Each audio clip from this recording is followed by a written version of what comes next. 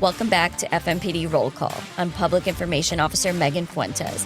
Today, we're diving into one of the most exciting updates happening within the Fort Myers Police Department, the expansion of our K-9 unit. Joining me are Chief Jason Fields and K-9 Sergeant Sanders. Roll Call begins now. The expansion of the K-9 unit, why now? Well, we had a couple recent K-9 retirements, the growth of the city overall. We want to be able to expand our capabilities to respond to the number of special events we have in a very specialized way with some of the K-9s that we're adding to. Plus, our retention efforts are doing really well right now, so we have the manpower to do that. So I want to be able to capitalize on all these times. And Sergeant Sanders, what does this mean for the working capabilities of the dogs on the road, this expansion of the K-9 unit? It gives us a lot more options to do different things with our dogs now. We'll be able to have things like an explosives detection canine, again, which is big for us, but considering how many large events we have downtown in different parts of the city. And it also gives us just more of an ability to have more dogs in the community on the road daily. Pretty much 24-hour coverage through the city. We'll have a K-9 unit available to help respond for calls for service or special events, anything of that nature. Respond and answer calls right away, immediately, in case we need a dog there to help locate somebody. Any type of call for service that we would get, we won't have to call for additional resources from outside the city or anything like that. So the city's growing, the agency's growing, and then obviously so we have the K-9 unit growing too, and it's going to be very exciting come next year once we get these new dogs trained and out on the street. So, Chief, this is about essentially planning ahead, correct? Absolutely. We're always looking for the future. What can we do next? How can we improve the resources we have now? And what's the next step? So the teamwork between the leadership and the specialty units, such as K-9, how important is that to the department's mission? So overall, we are one big team, and then we have multiple mini teams throughout each unit division. But our K-9 teams, between the handler and the dogs, they're just an unbelievably strong, well-bonded team. And there's one of the hardest working teams we got out there. But we need to have that partnership with the guys and girls, the men and women on the road, handling the calls, whether it's on a track, whether it's on perimeter, whether it's hunting down a violent criminal. So we got to make sure that we blend and gel in all those areas. Which goes into what kind of dogs do we have right now? What specialties do we have on the unit? Yes, we currently have 7 police dogs right now. And they vary from having patrol applications, which is your tracking, your building searches, apprehension work, things like that. And then also we have K-9s that are narcotics trained. So they're trained to find illegal narcotics, which we will use in various ways. We'll do school searches sometimes for things like that, but also on traffic stops, things of that nature. And then we currently have in the works of some new dogs, such as a gun dog and an explosive K-9 as well. And Chief, speaking of the new K-9s coming, why is that so critical to the city of Fort Myers? Very simply put, it enhances our abilities to keep everybody safe. We see that our special events are becoming more and more frequent. We have a lot of large gatherings. It seems like there's a protest every other weekend, different special events downtown. And this just really, like I said, enhances our abilities to keep people safe in a proactive way. So these aren't just for like high profile situations. You're going to see them in schools. You're going to see them at community events and stuff like that, correct? Yes, absolutely. Does it also help for the investigations?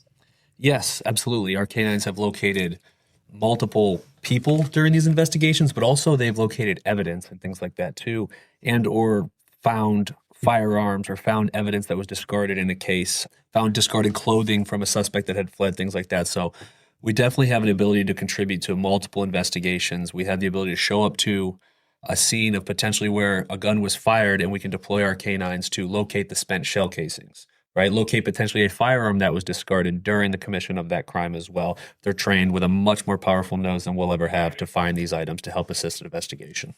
So that would be why we're adding a gun detection dog, correct? Yes, gun detection dog is very popular and upcoming, I think, nationwide, especially with how proactive we are in keeping our schools and our kids safe in schools. That's obviously, I think, a number one priority for any chief or any sheriff in the nation right now is keeping our students safe. And this is a great way to not just have the dog going through, potentially doing detection searches for firearms, but also just the visual deterrence of it, knowing that we have one and we're able to bring one in and do that and demonstrate the capabilities of the dog so students or people could see that, hey, if I brought a firearm to school and this dog does come around, they're likely going to be able to smell it and search that out. And we want to take that proactive approach before anything else. And I know you're actively training her right now. Yes, K-9 Scout. She just got here. Just starting her training. She's incredible. Can't wait to show her to everybody here. I think in the near future, get her out there into the community, let people meet her, and see how awesome she is. She's a black lab, 1.5 years old, and she is motivated to work. I can tell you that. Excellent. Can't wait. Chief, so obviously, since we're getting a gun detection dog and open carry has now become legal, so can you please talk to me a little bit about why the gun detection dog, especially with open carry? So yes, Florida's gone to open carry like a lot of other states have already, and there's going to be a little bit of growing pains as we work through this. However, not all areas allow for open carry. There's private places or private businesses that don't allow it sometimes. We want to make sure that all areas are safe, like our schools, various meetings. And yes, people might be able to openly carry in certain areas, but it's still nice to know who has a gun and who doesn't. Some of our places, like hospitals as well, they're usually they will call once in a while because obviously people just come in there unchecked sometimes with bags and things like that, and they'll call because those are some restricted areas that you're still not allowed to carry a firearm or possess a firearm. So let's talk about how these canine teams come together. And I know we recently held tryouts, and that involves quite a bit. So please tell me about what these involve. Yes, the canine tryout's a very rigorous day for all the candidates that show up, and we were very fortunate to have double-digit numbers this year show up to try out and get a couple spots within the unit, which we had. We had 2 vacancies, and it was a long day that tested, their mental fortitude, their physical abilities, and they all performed really well. They all provided incredible answers to why they want to be in the unit when they were interviewed, and it's a long day involving putting on the bite suit and taking apprehensions, showing you're not scared of the dog, showing you're willing to work with the dogs in any situation, low light situations. We take them through the woods on a track to simulate things that they would encounter in a real life canine situation and see how they'd perform under stress. I think that's one of the biggest things we're looking for, somebody who can perform well under stress, because usually that's where the canine handlers will find themselves in on any type of call for service that they're called to, is something potentially a little bit higher in the stress area of this job. And we selected 2 candidates. We're very excited for them to get started here in the next few months, and we'll be progressing forward to close to double-digit. We'll have double-digit numbers in canines here, so that'll be a first for our agency ever. That's super exciting. I know, I'm excited. And everyone loves our canines. So everybody loves the canines. Everybody loves the dogs. They really do. So I'm super excited. And Chief, you've seen firsthand how amazing these handlers are. What stands out to you most about their work? A couple things. Obviously, they drive. These dogs work best when they're working. That's all they want to do is go to work, and they're always chasing that reward. And once they find the bad guy, they track down whomever, they get that reward at the end. But that relationship, too, between the handler and the dog is something really special. I mean, those dogs are not just at work. You don't just check one out and check it back in and day out. The dogs go home with the handlers. They retire with them, so they're with them basically 24/7. So it's a unique partnership that they have, and I think it's just great. What's that like for you to be able to take your partner home?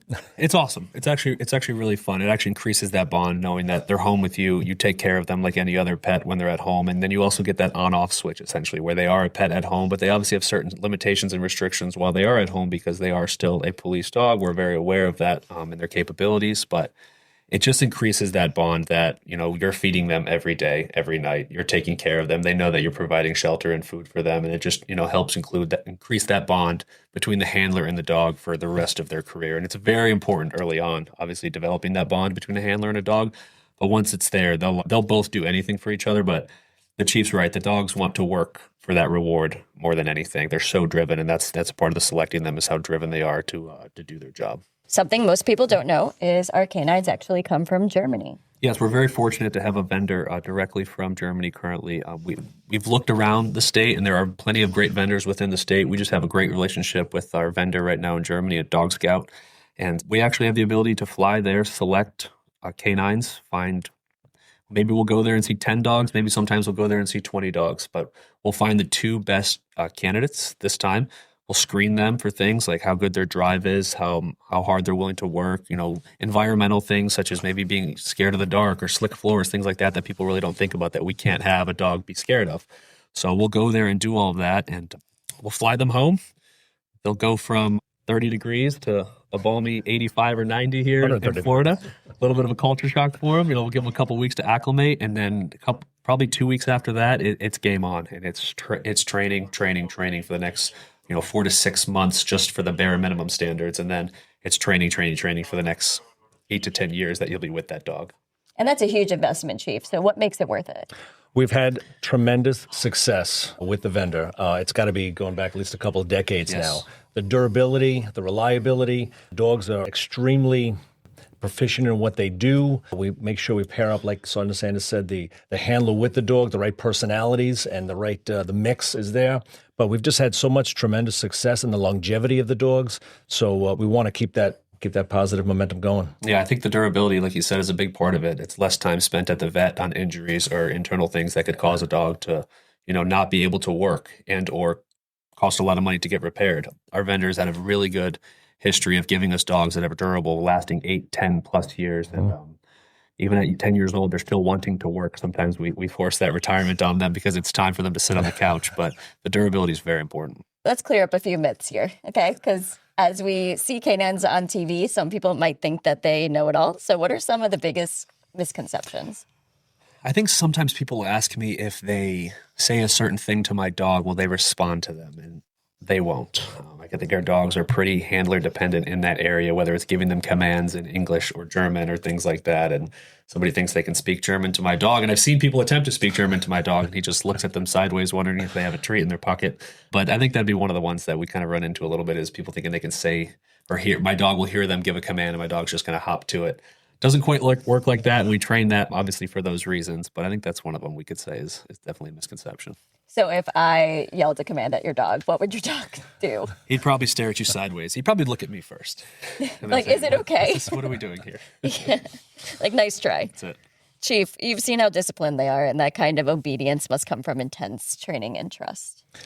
He already kind of alluded to it a little bit, but months and months of training. A typical law enforcement officer goes through 6 months of training in a police academy, and then finishing school and a pre-deployment program, and then a couple months of field training. And our canines go through that similar timeline, 4 to 6 months of just the basics. And then they go to their finishing schools for those fine, whether it's patrol, bite work, or a specialized scent work that they're doing for drugs, articles, things like that. So these are, for all intents and purposes, these are highly trained athletes. We treat them like athletes. They perform like athletes. They live up to that athlete mantra.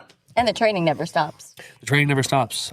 We have 8-year-old dogs doing the same thing sometimes as our brand new dogs. We always are looking for different ways to challenge them and train them. And that is occurring every single week as a unit, but also I check the training logs daily for our unit, and these handlers are doing this stuff on their own time when they have downtime from calls for service and things like that too, always finding different ways to train, running their own tracks, doing their own article searches, doing their own obedience, so it never stops. And you can tell in the canine world who's putting in the work with their partner when they show up to do calls or when they show up to do their certifications. You can always tell who's putting in the training and who's not. And that brings me to the bond you guys have between the canine handler and the canine. And obviously, I mean, you guys go through school together, the canine school. You live together. You take them to the vet. You feed them. So tell me about the canine school specifically and building that bond. Yes, the canine school, you hit the ground running right away, but the canine school, we feel, cannot start heading in the right direction until there's a clear communication between the handler and the dog, and that bond is developed where the dog trusts this handler. When the handler says something, the dog trusts to listen to him because they're going to be rewarded. They know nothing bad is going to happen when they trust the handler. So developing that bond right away is so important. And then we start to see everything else fall in place once that bond's in place. And these dogs want to work for their reward, for their food reward, whether it be that or a toy. They love their handler to death, but they want to work more for that. So that's what we try to focus on, is what really makes these dogs go. And usually that is the food reward and or the toy reward. And we just harness that energy and use that for every part of the training in the academy. What kind of officer do you think thrives in that kind of environment? For me, I think what we look for is what we consider to be patrol all-stars. These are officers that we have all throughout our agency that in their primary duties, they're fantastic at their primary duties. When they're on the road, they're running all their calls. When they have downtime, they're doing proactive police work. When they have downtime for proactive police work, they're training on their own. That's what we're looking for. And that's what I think we have found in our in our 2 new handlers, is they are absolutely efficient in their current primary jobs. And then it's upon us to teach them how to, when I say us, our lead trainer, Officer Schultz, and I will assist him, that will teach them the dog things. But we need to know right away that we're getting very motivated police officers, and that's what we're looking for right out of the gate. What about you, Chief? Like you said, that combination has to be there. Yes, you want your go-getters to match the level of go-getterness that the dog has as well. So we want to make sure we match that up. And yes, we do have a very strict selection process. I'm confident in our process. I'm confident in all the handlers that come out there and run candidates through that process. And we had a really good selection this go around. Super confident in the abilities of the two that were just recently chosen. But there's a lot on that list that can definitely step up to that work. But sometimes it's just those fine little minute details that separates one person from the next. But I'm happy with the selection that they made.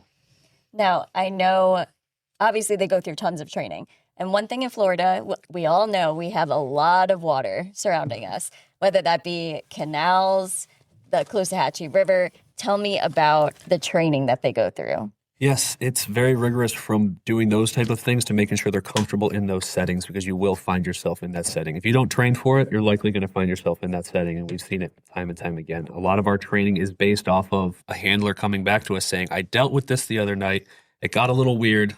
Can we work on it this week? And we'll go right in there and make sure that dog is fully confident in that area. And that does. You've been out there with us on the boat, watched them deploy off of the boat, being around in the sand, in the water, on high elevated surfaces, being, taking them upstairs, things like that. So we're trying to find all different ways to train these dogs to have them ready for any situation. And the canine world is growing so much. There's so many incredible trainers out there, some of the best in the world, which we fortunately have been able to actually bring to the agency in the last few years and have them put on training as well for us. And we continue to look for these instructors out there, see what they're doing, and then if it works for us, we're going to implement it. So training it's our number one priority here, because we know if we have efficient training, we're going to be efficient on the road. Is it safe to say that just like an officer, the body can't go where the mind hasn't gone yet? Yes. So we're constantly exposing these canines and the handlers as well. To different types of environments, sound, sense, everything, the full gamut. So when they are challenged with a situation that they haven't been exposed to yet, but if they haven't training, they at least can make headway. I think that builds off that. Some of the training we'll run on Thursday night, it's not even dog related at all. We want to see what the handler will do in this situation. They might think going in there, this is a call to deploy my dog, and it's not. We're looking them to have that critical thinking of, this is not a situation to use a dog. This is a different type of situation. So it's not just dog specific. We're also challenging those handlers physically and mentally to make those decisions under stress. And we'll add that stress. You've seen it in some of our trainings. We'll add the loud music. We'll add the lights. We'll add the fog machine. We'll add the lights and sirens as well. So we're trying to put not just the dog in those situations, but also the handler as well. And I think that's really important, obviously, to expose the canine handler and the canine to multiple environments that they can possibly face, because there's so many different calls. Absolutely. A little bit of information overload, and they can kind of filter it out and stay focused on the task at hand. Yes. The water training reminds me of a recent arrest that we put out for you. Yes. Of you trekking through the swamps and the woods. Can you tell us a little bit about the training that you did prior to coming to that? Yes, we trained Balor in water before. My canine partner Balor, he's trained around water, in water, and then once they get into odor, we would say, and they know that the person they're looking for is there, the nose goes where it wants to go, and you need to be willing to follow that. And this time it took us to where we thought it would be about 3 feet deep, and then about 6 foot deep. We navigated through that, got through into the woods, and once again, once the dog's in odor, you need to be able to stay on them. That's a part of, I'd say, the tryout thing too, is being physically able to keep up with your dog and keep pushing with your dog, because sometimes we find the handler can get more tired quicker than the dog. They want to keep going. They will go until they can't go anymore. So that's what happened in the woods. We kept going. He kept staying in odor, and we were able to locate the person who had recently just committed the crime, take them into custody without issue. But it was about 30 to 40 minutes in that swamp, in those woods, and it was definitely one to remember. And I think it really shows the training and trust that goes into the canine handlers and the canines and their partners, for sure. Absolutely. Chief, as we look towards the future, what does the canine expansion say about the direction of the department? It's just that we're expanding and we're becoming a lot more specialized in that one area of policing. Across the board, we're looking to always become that much more advanced and specialized, but we're talking about canines today. And now that we're expanding the unit and filling some voids we've had just recently, it's exciting to see. And what are you most excited about, considering it is your unit right now? I'm excited to get these canine handlers into their school, but ultimately I'm excited to get them out on the street, I would say. I want us to be able to, I can't wait to about 6 to 7 months we have fully staffed with our canines on the road, covering from 6 in the morning till 6 at night, and then all the way back around through the night shift, having anytime an officer here from the patrol unit, from the specialty unit, every time they call a canine or they need one, we're there and we're available, and we're really close to that. So I think having our full staffing, which we're going to have, is very exciting for the agency and should be very exciting for the citizens as well. Everyone's going to be much safer having these resources out there on a daily, hourly basis, and we're excited to get them and get training with them. It's going to be a really good 6 months. I'm excited to see them. It's going to definitely be a force multiplier for keeping people safe and doing a lot of crime fighting. Absolutely. Well, thank you both for joining me on this second episode of FMPD Roll Call. Is there anything you would like to add that I did not about your role here? We hope that everybody continues to show up to some of these events and meet the dogs, see the dogs. We want to answer questions about the dogs. Citizens Police Academy, all these different places that we are, and we're showing up to do demonstrations. Come up to us, talk to us, ask us questions. We're always looking to engage with the community on, different things about the canines. And sometimes we meet people that have done this job for, 15, 20 years, and they give us some ideas, or sometimes they'll give us some different tips of the trade. So we're always looking to engage with different people. It never ends, for sure. No. Well, that wraps up FMPD Roll Call. Be sure to follow us for more behind-the-scenes looks at the Fort Myers Police Department. Stay safe, and we'll see you next time.